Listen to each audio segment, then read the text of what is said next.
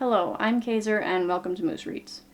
Before I get started, I want to say that the opinions that I give here are my own opinions. They are extremely subjective. If I dislike a book, it is not a reflection on the author, and it is not a reflection on people who do like it. Different people have different tastes, and that's okay. Today, I will be reviewing Assassin's Quest by Robin Hobb. This is the third book in the Farseer trilogy. It is a fantasy novel. The description says, King Shrewd is dead at the hands of his son Regal, as is Fitz, or so his enemies and friends believe. But with the help of his allies and his beast magic, he emerges from the grave, deeply scarred in body and soul. The kingdom also teeters toward ruin. Regal has plundered and abandoned the capital, while the rightful heir, Prince Verity, is lost to his mad quest, perhaps to death. Only Verity's return, or the heir his princess carries, can save the Six Duchies. But Fitz will not wait. Driven by loss and bitter memories, he undertakes a quest to kill Regal. The journey casts him into deep waters as he discovers wild currents of magic within him, currents that will either drown him or make him something more than he was. I gave this 3 stars in my wrap-up, but honestly it's a 2 for me. It's good writing and an intricate plot, so I don't feel great about calling it bad. Certainly, it wasn't the worst time I've ever had with a book, but in my rating system, if I wouldn't read a book again, but it isn't overly offensive, it's 2 stars, so 2 stars it is. This is another one where I know it's a me thing. This series and the wider world it's part of are extremely well loved. Like I said, it's well written. It has complex and believable characters and an interesting plot. I should have liked it. Trouble is, I hate Fitz.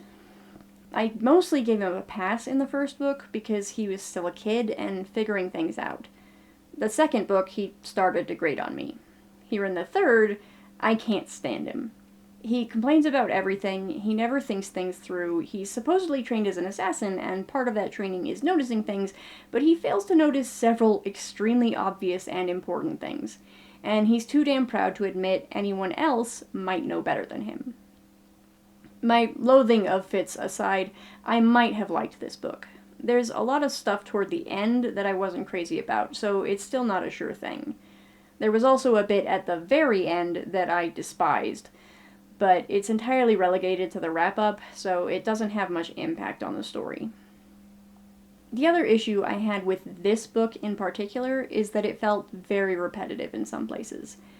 Every chapter starts with a little info dump about the wider world, and more than once it was repeating more or less the same thing from another chapter. Even within the actual story parts of the book, there were a few things that it felt like I was being told, quite bluntly, more than once.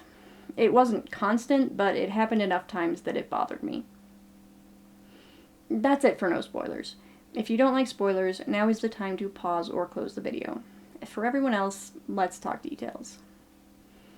Like I said, Fitz doesn't listen, and he seems to think nobody could possibly have a good idea other than himself. Pretty much everyone has been telling him that he shouldn't kill Regal, even if he sucks, but since Shrewd is dead and he's no longer beholden to his promise, an assertion I don't entirely care for, he's determined to do it. First, he'll have to tell all of his friends to go fuck themselves, though, because he's upset. They didn't stop him from being an idiot, and he got hurt, so obviously they don't care enough. Honestly, if I hadn't already had a mild dislike of Fitz, the beginning, where he treats Burrich and Shade like garbage, would have made me. As it was, it made me hate him, and he wasn't even done pissing me off. He goes to kill Regal with absolutely no plan. Despite being trained as an assassin, the entirety of the preparations he makes are a shoddy disguise to get him into the building. From there, he's just searching blindly for some kind of opportunity. So it's no surprise he gets caught, just that he survives. Verity puts a compulsion on him, probably accidentally, though I don't think it was ever said for certain. So instead of not making another plan and attempting to kill Regal, he heads for the mountains. Despite being the kingdom's most wanted, he makes almost no effort to disguise himself and hasn't prepared nearly enough lies to cover his ass. So when he joins a caravan crossing a desert, a bard named Starling picks him out immediately. Despite the fact that she doesn't rat him out and offers to help him, he will stubbornly refuse to trust her for entirely too long. Then he gets very stupid about his romantic entanglements. He keeps saying how much he loves Molly and that they are married as far as he's concerned. Good, great, I appreciate fidelity. Only, he very nearly sleeps with some random girl in the caravan. He literally just finished telling her how much he loves Molly and only Molly, but she gives him some shoddy excuses as to why it's totally fine, and he's down for it. He doesn't cheat on her at that point, though. He ends up with a rock driving into him and remembers that he really shouldn't sleep with this girl, which pisses her off, so once she starts getting suspicious as to who he is, she tells somebody. So Fitz gets caught again. He barely scrapes by unidentified for a night, though, so he takes the time to poison his inevitable captors, though not as effectively as he'd hoped, which just barely saves him once he is recognized. It worked out for him in the end, but I can't help but wonder what he thought would happen if everything went smoothly. Like, say the guards didn't have a second look later and he didn't get caught. He had already poisoned them. So the vague suspicion that was raised would have been more or less confirmed for everyone in the caravan when the guards died, right? Then he's just trapped with these people who will almost certainly turn him in once they reach civilization, assuming, of course, they don't just tie him up and detain him. It seemed like a bad idea to poison them, is what I'm saying. But what do I know? Once he escapes, he makes his way to a town where he learns that Regal is in residence at the inn. He cleared an entire floor for his use. A perfect target. Of course, to any intelligent human being, it screams trap, but Fitz is a moron who never thinks, so he goes straight for the kill again and is only saved by a ferret out for revenge. The number of times this guy should have died horribly but scrapes through by the grace of his allies is offensive. Starling is in town and finds him, offering help, so he continues to assume she's a threat and he shouldn't trust her. When he begrudgingly accepts her help, on account of having no other choice, he spends a very long time arguing with everything she says, despite most of it being perfectly reasonable, because it wasn't his idea. And then he does sleep with her. Asshole. He also waffles throughout a large chunk of this book as to whether or not he should let Molly know he's not actually dead. This also pisses me off because every time he considers it, the only concern he has is himself. He should tell her because he doesn't want her to find someone else.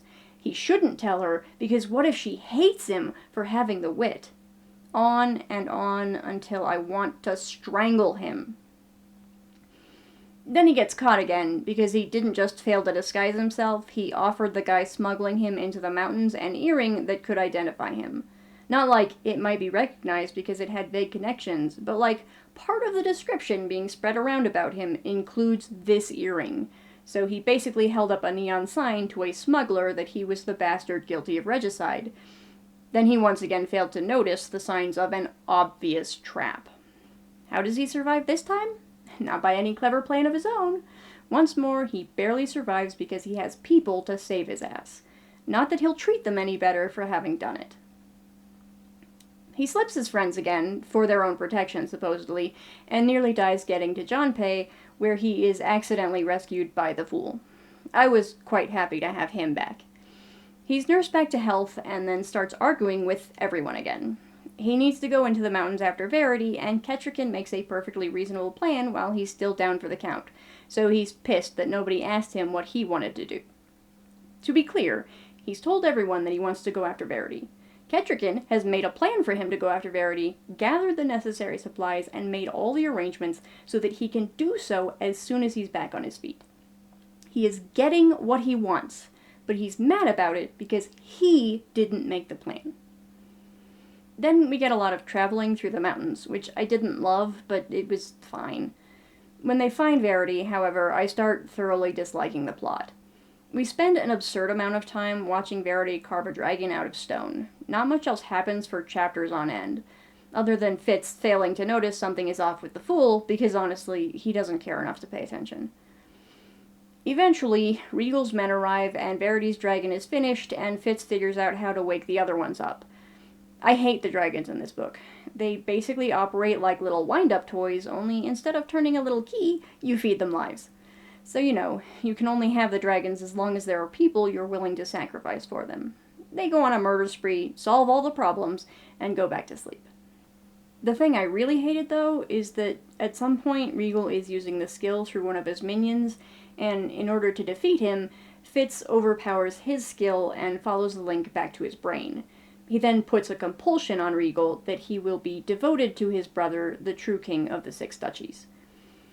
I think I've mentioned on my channel that I despise mind control, but if I haven't, here we are.